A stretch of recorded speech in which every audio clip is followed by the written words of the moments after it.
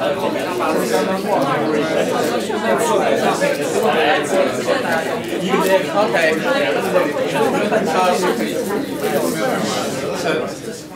now this is a little bit, let's say, more experimental what I'm going to show you now.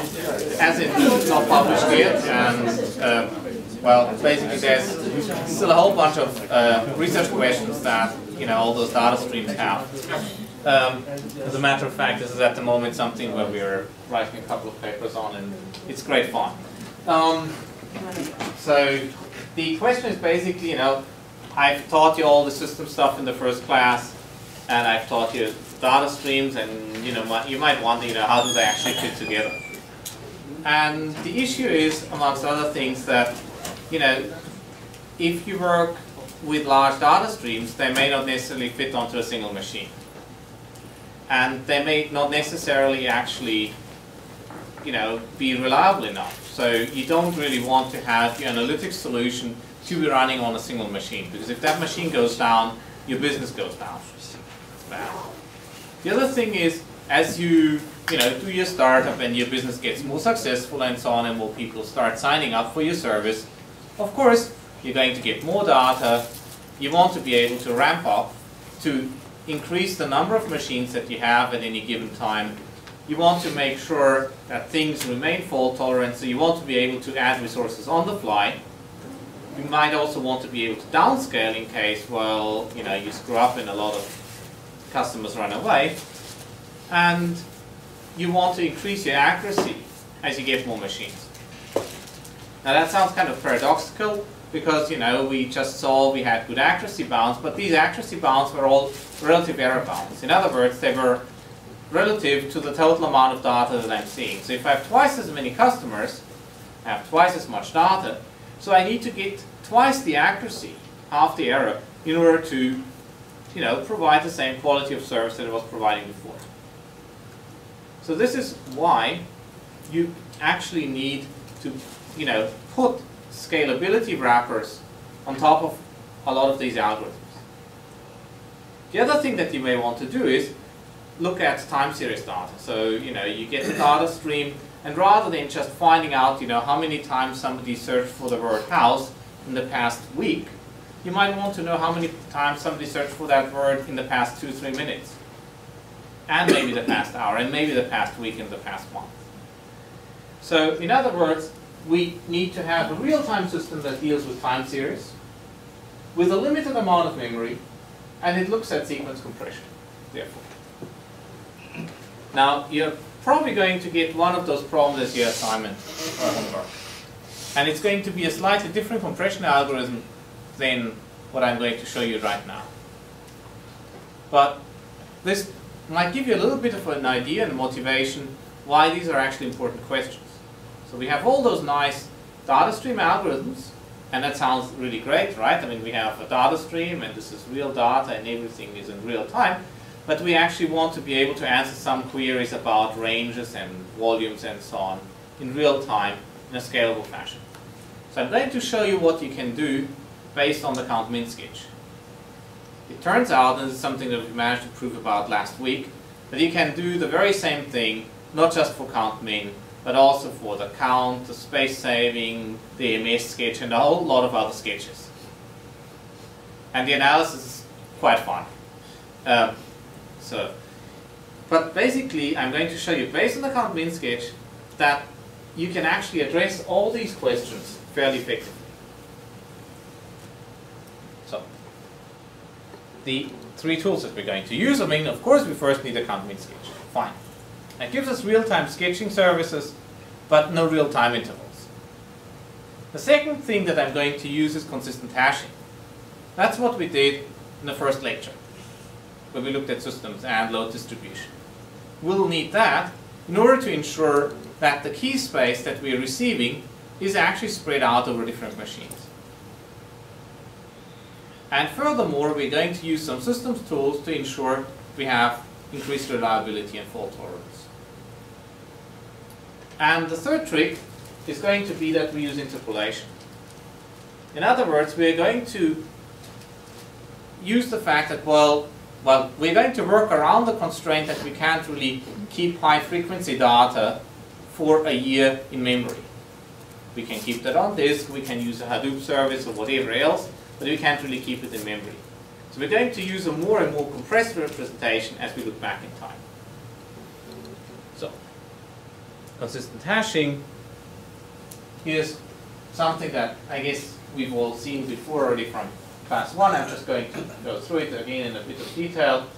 So if I have a lot of data coming into a single machine, let's say those different arrows correspond to different keys, then rather than sending them into a single machine, I shardwire the keys and send them into different servers. And I'm going to determine which machine to send it to by just taking the argmin of the hash of the machine ID and the key. And we discussed in the first class that this gives us a uniform distribution of keys over machines.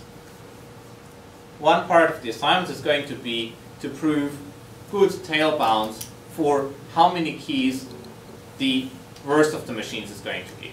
Basically, what the largest number of keys is going to be in any given machine. This, if you've done any theoretical computer science, looks probably very much like a balls and bins type of analysis. However, rather than the standard balls and bins analysis where you have about equal numbers of balls and bins, so if you open the Mitzenlacher book, they say, well, you know, obviously, well, we're going to pick same number of balls and bins, and then we prove tight bounds, and the rest is sort of obvious. It isn't entirely obvious in our scenario where we have a lot more balls than bins. And you need a slightly different analysis, but it's still fairly doable. It's actually easier than the other one. So the consistent hashing, as we discussed before, it splits the keys between machines, and it's reproducible. In other words, the word dog will always go into this machine, and the word maybe machine learning always in here, and the word data mining over there. Every time I see it. The good thing is, I can essentially do all of this at the client access layer. So these machines don't even need to know that they are actually part of a team. They can just receive a sliver of the data stream. They don't need to know that anything else exists outside their world. As long as I can write a good client access library that masks all these things automatically. So if I do that, well, we essentially solve two of our three problems, right? The accuracy actually increases like order 1 over number of machines. So each machine gets, you know, a fraction of 1 over k sort of the data. And I mean, there's a log term that you need to add, but I'm going to ignore all everything logarithmic right now. So basically, therefore, you know, each machine gets a fraction of 1 over k of the data, and since the accuracy is relative, I therefore have an accuracy improvement. Furthermore, I improve my throughput, because if each machine gets a fraction of 1 over k of the data, and the machines are just as fast as my initial server, I get a k-fold speed up. Well, which is great. I've solved two of the three problems, but unfortunately reliability collapses entirely because my system goes down if just a single server goes down. At that point, I will not be able to serve the keys anymore. At least I will lose a fraction of 1 over k of all the keys. This is bad. Okay. So things are faster, are more accurate, but unreliable. Here's a way how we can fix reliability. In a single machine, we put all the hash functions into the same machine. What we can do now here is we have the hash functions sitting on different machines. So now keys are inserted into all the machines. The same keys inserted into all 4 machines. But each machine treats it with a different hash function. So this is what's happening. Now, if I do that, well, the failure probability actually decreases exponentially. That's due to the, well, basically count-min failure bound. Remember the e to the minus d that we discussed in the beginning. So, you know, it would have to be really bad if I lost all of those machines. The throughput doesn't change, because essentially it's the network traffic that's really the dominant cost. So, at least I'm increasing the accuracy. because now each machine only needs to store one hash function, so I can allocate more memory for that. I improve the reliability, but it doesn't go any faster. Right? So we've solved, again, 2 of the 3 problems. So can we solve all 3? Well, let's first consider a slightly special case, namely when we have a lot more queries than inserts. That can happen if we have, a moderate volume data stream where we are, let's say, observing some user behavior of some select stream of users, but then we run a lot of analytics and back-end processing on that data stream. Then we might end up hitting the server for a lot of requests over and over. Now this is bad, but I can fix this.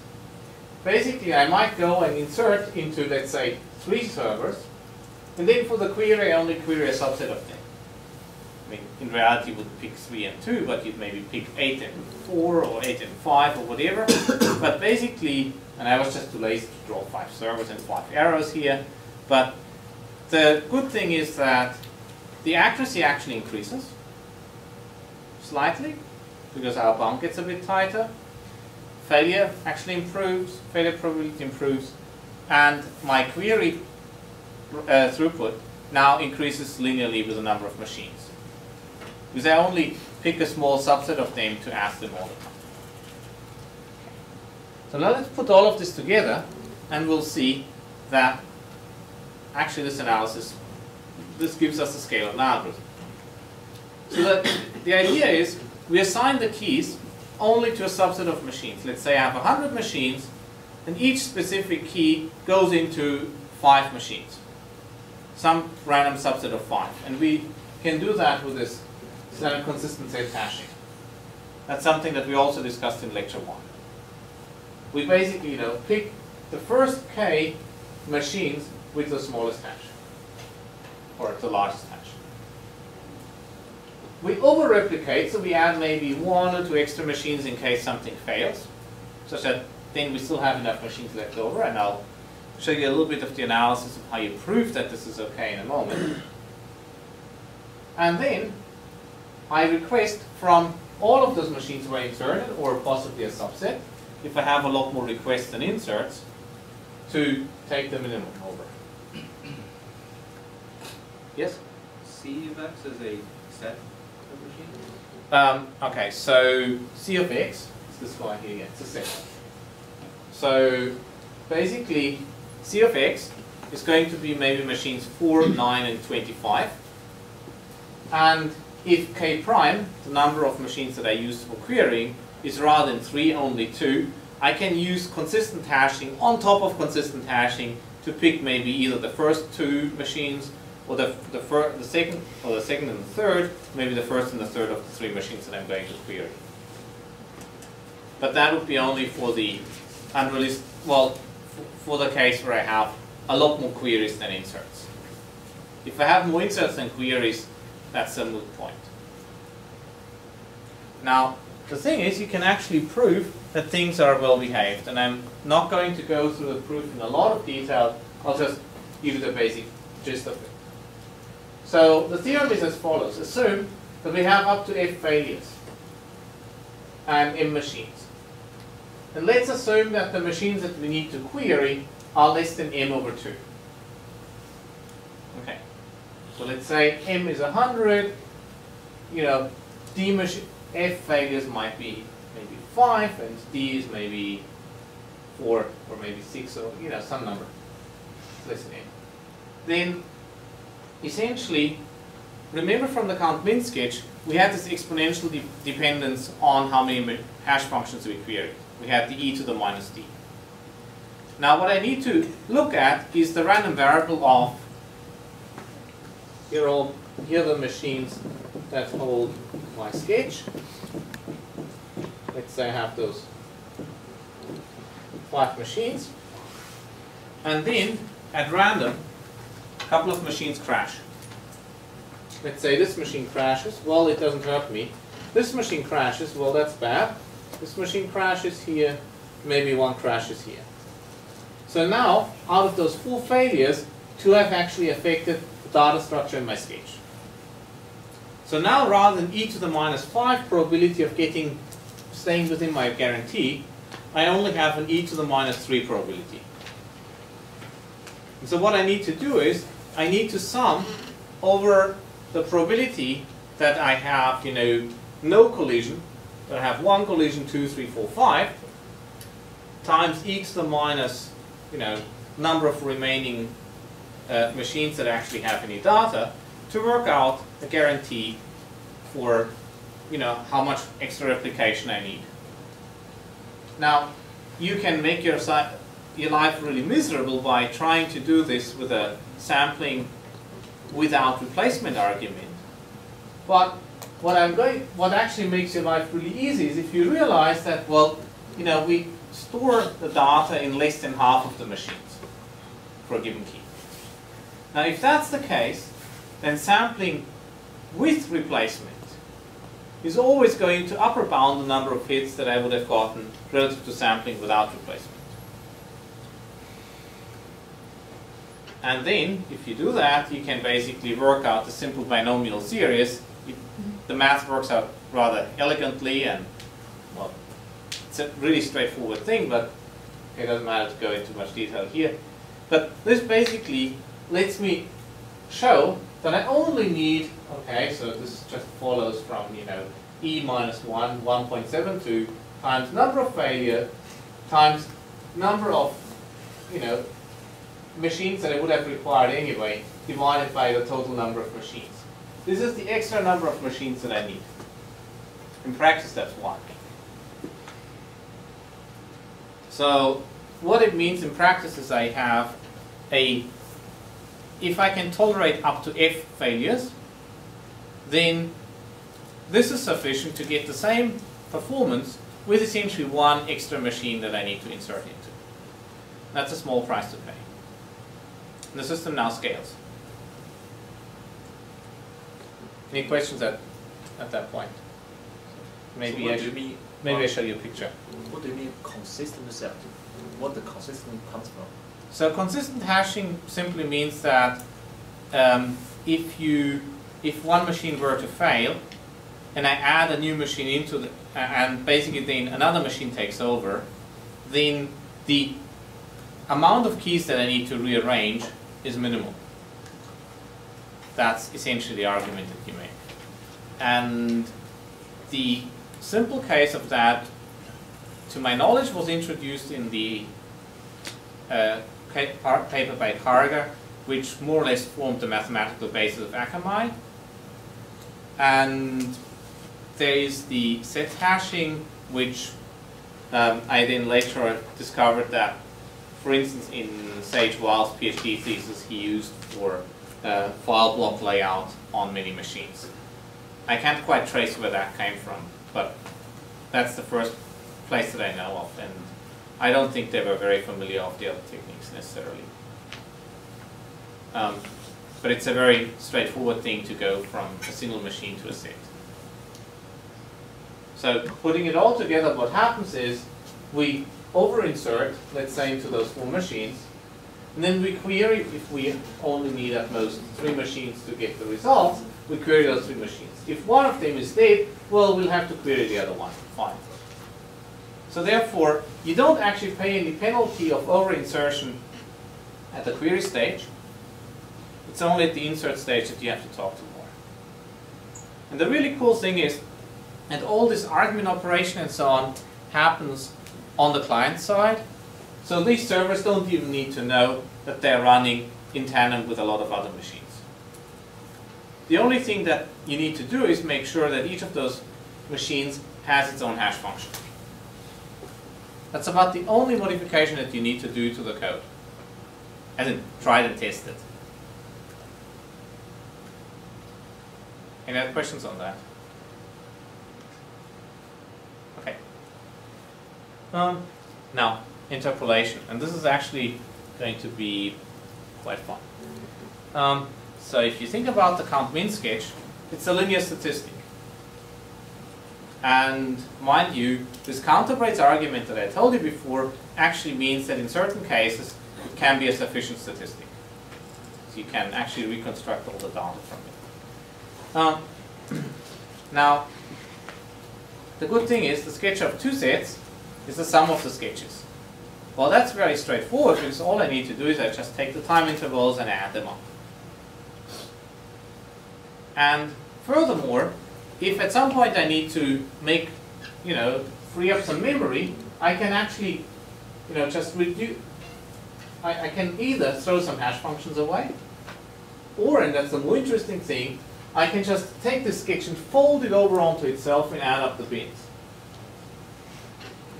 And this is going to, be now a lower resolution sketch that, also stores, now at a lower resolution, the data stream. So, to make things a little bit more explicit, here's what we have. Let's say we have, one sketch computed at time 1, another sketch computed at time 2. Then adding those two up gives me that sketch. Mind you, I should have probably color-coded here the redness indicating how many items I had in it, but that wouldn't display very nicely. Now, what I'm going to do is I'm going to store such sketches for a time interval of length 1, another one of a time interval of length 1, then one of 2, 4, and so on. So the nice thing of this series is that the cumulative sum of everything up to here gives me the next bin. And this is going to be used as aggregates over different time intervals of the item frequency that we see. At the moment it's a little bit abstract. We're going to get to that in a moment in a picture. But let's for the moment pretend that I actually had various time intervals lined up, like time interval of length 1, another time interval of length 1. Then to compute the sketch for a time interval of length 2, all I need to do is I just add the counts in here plus the counts in there. Now if I had an interval of length 1, another one of length 1, and another one of length 2, all lined up, then to get the sketch for an interval of length 4, I just compute the cumulative sum. Ditto here for 8 and here for 16. Same thing. Now my data structure is going to look as follows.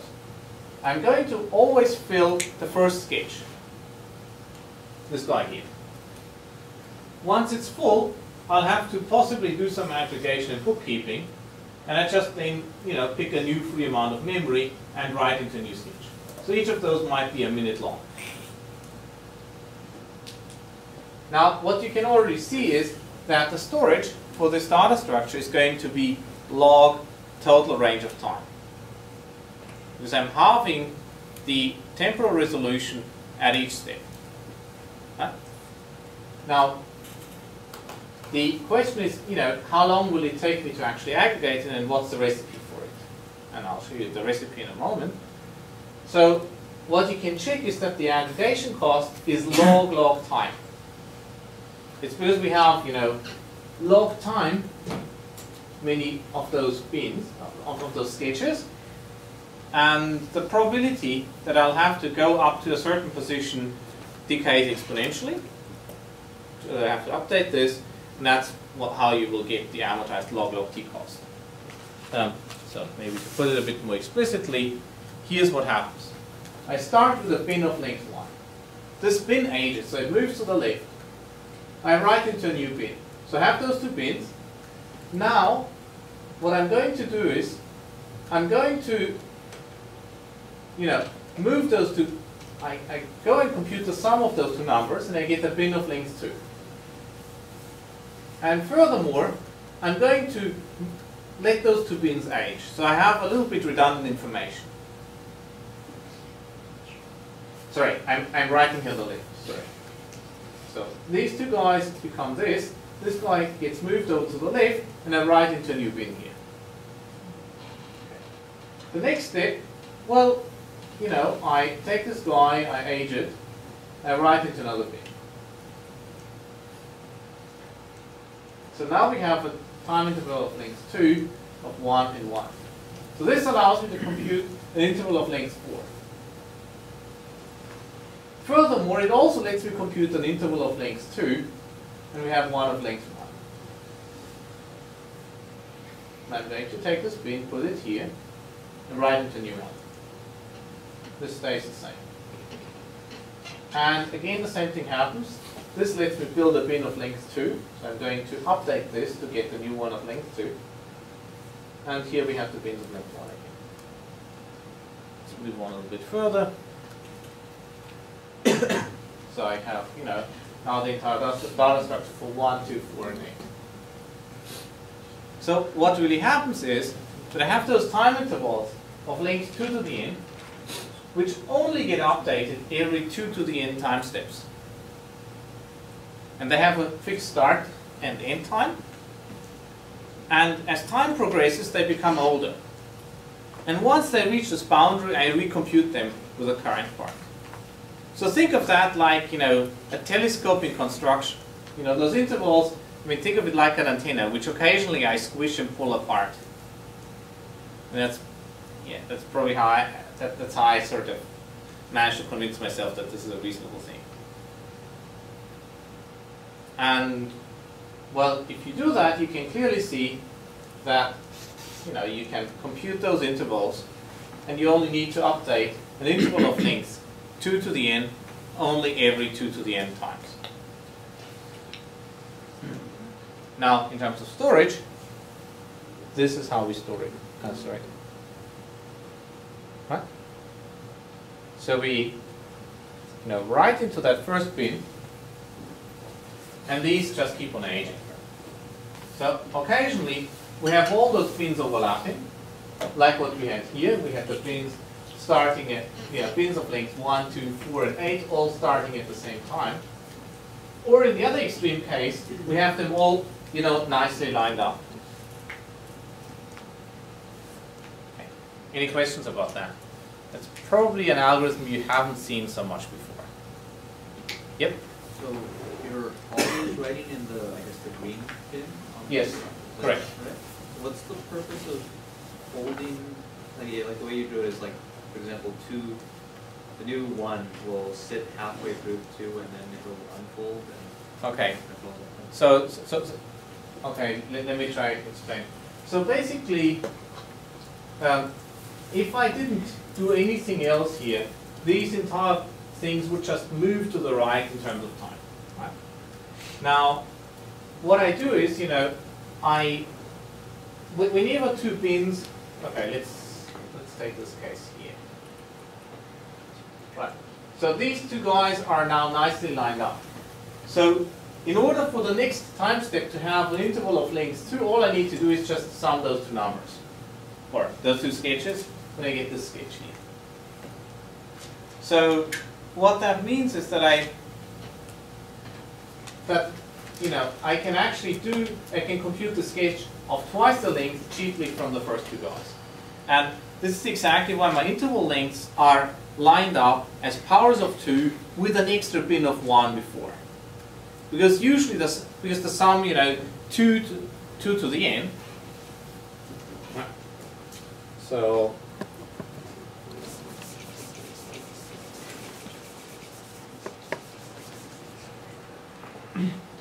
the sum I going from 0 to k, 2 to the I, is 2 to the k plus 1 minus 1, right? That's basically, now this is my cumulative sum here. But what I want to get is, I want to get rid of this 1. So that's why I move it over here to the left. And that's exactly the first bin that I'm writing into. Does this explain things a little bit? It's hard to get your head around this. I agree. Yeah. So by doing so, you're sort of keeping a history of your sketches. Correct. You'll have very good resolution in most recent and become fuzzier and fuzzier. Absolutely. And that's the point of That's the point, yes. You explained it perfectly. So basically, you have an exponentially decreasing accuracy in terms of time, but I keep my item resolution, basically the diversity in items, perfectly accurate. So if I had, 30-bit, 20-bit for the bins before, in my hash function range, I will have that as well. So in the extreme case, for instance, if I keep on aging things, I might be able to answer the query very easily, how many times I saw the token dog last year. And I will be able to perform that with the same relative accuracy as anything right now, except that my time interval is completely short. You had a question? In your third row, I gave the example that the block with the 2 in it is basically the union of these two blocks of 1. So it's those two guys here. So in that row, the blue one, is it the old green one? Correct. This guy moves here, and then there's and those just an two guys box. move here. Yeah. Okay. And this is a new bin to be written. Now at that point, well, we've just updated this, so not much happens. So this bin moves here, this bin moves here, this one moves here, this one moves here. But now, we actually get the full update all the way through. So these two guys get written, okay, so this guy moves. These two guys get written into this. And these 3 guys get written into this bin of length 4. And then everything keeps on going.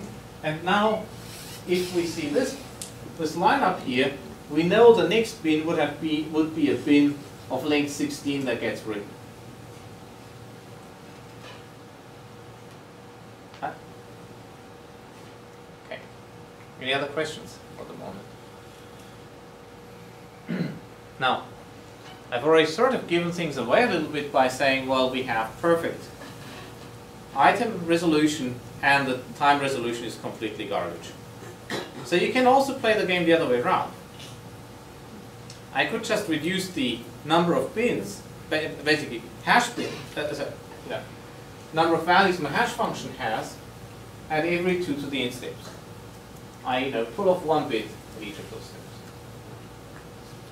So, this was maybe a length 2 to the n, 2 to the n minus 1 in both parts here, to the n minus 2. And by construction of the count bin sketch, all I need to do is just take this value, add it to this, and what I get folded up becomes the next bin. So I can compress it with minimal effort. And again, it costs us logarithmic space. So now we get something that has very high time resolution, but will at some point arrive at horrible item resolution. So that might allow me to tell that 1 minute past midnight last year, I had a certain number of queries, but I won't have any idea what the queries actually were. So we have 2 extremes now, right? We have the one extreme where we have no real good information about time, but good information about items. And we have the other extreme where we have no real information about the items, but we have a perfect time information. Okay. So this looks familiar, right? It's basically like you have the marginals of a joint distribution that you're really after. We're interested in, P of item in time. And so the approximation that I can make is to say, well, actually, this is the maximum entropy approximation. It's given by the product of the distributions. In terms of counts, I just count, the rows and the columns and divide by the total. And so what turns out to be the case is that you can use exactly those 2 different aggregating sketches. I need a third auxiliary sketch to compute the volume of that square here. So you basically perform both operations to get the denominator, and you'll get a good interpolating sketch which will try to give up as little as possible, as you look back in time. Yep. Could you explain your item resolution? Are you referring to the insertions and queries that you do? So the item resolution, with that I mean basically the number of different values my hash function can take. So if I had, let's just hold that. Right. So this is what I meant with the item resolution. So the fewer bins I will have here, these are n bins, the more collisions I will get between different items. And that's exactly what I want to avoid. So that's why I can either get a lot of collisions, but keep very accurate time information, or I get very few collisions, but I sacrifice all my temporal information.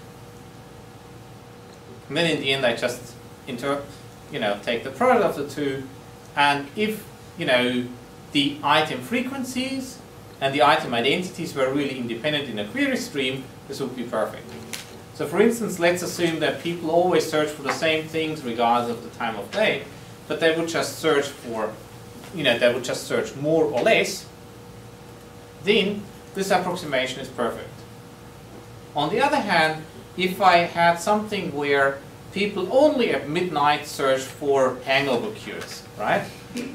Well, maybe midnight's a bit too early, let's say maybe 2 a.m. then, or maybe 3 a.m., then this sketch would be horrible because it would essentially smear out the search for hangover cures over the entire day. So you would erroneously conclude that all the day at New Year's Eve and the next morning people will search for hangovers, which makes no sense. They would do that after the party. So this is an example where that approximation is lousy. On the other hand, it's probably going to be pretty good within 1 to 3 hours. And it's not going to be very drastic in the sense that initially it only aggregates a small number of bins. It's only as we look back further in time that our approximation becomes worse and worse. But that's a good thing, because at the end of the day, anything that's really old, we can probably use a Hadoop-based system to query that anyway. What this fills is the real-time requirement, where just for a couple of hours you get actually fairly highly accurate statistics. Okay, I think we can make a very short break because first of all we are done with sketches, and then we will do optimization.